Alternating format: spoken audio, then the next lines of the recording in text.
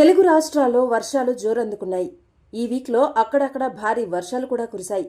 ఇలాంటి వర్షాలే ఈ వీకెండ్ కూడా కొనసాగే అవకాశాలున్నాయని వాతావరణ శాఖ హెచ్చరిస్తోంది.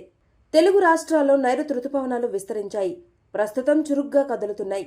ఇదే సమయంలో బంగాళాఖాతంలో ఓ ఉపరితల ఆవర్తనం అరేబియా సముద్రం నుంచి బంగాళాఖాతం వరకు ద్రోణి కొనసాగుతోంది.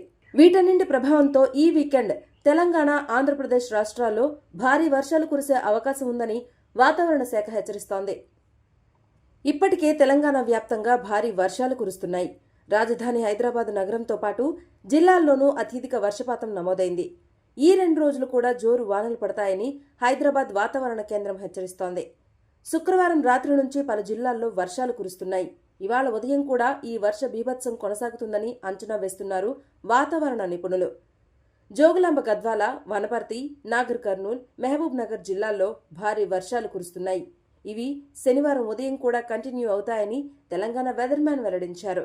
నిజామాబాద్, జగిత్యాల, నల్గొండ, సూర్యాపేట, ఖమ్మం, రంగారెడ్డి జిల్లాల్లో మోస్తరు వర్షాలు కురుస్తాయని హెచ్చరించారు.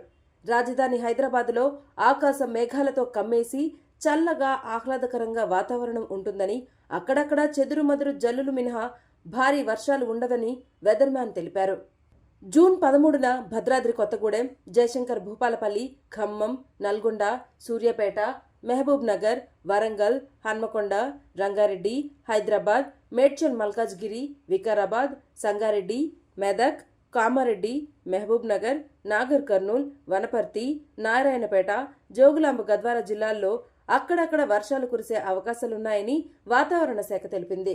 మిగతా జిల్లాల్లో కూడా చెదురుమదురు జల్లులు ఉంటాయని హెచ్చరించింది.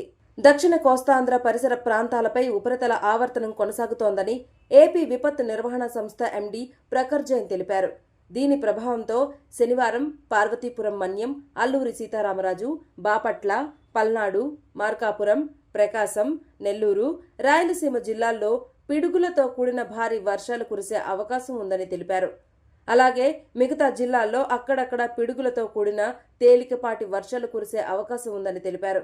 గంటకు 40 నుంచి 50 కిలోమీటర్ల వేగంతో ఈదురు గాలులు వీచే అవకాశం ఉందని, ప్రజలు తగిన జాగ్రత్తలు తీసుకుని అప్రమత్తంగా ఉండాలని ప్రఖర్ జైన్ సూచించారు.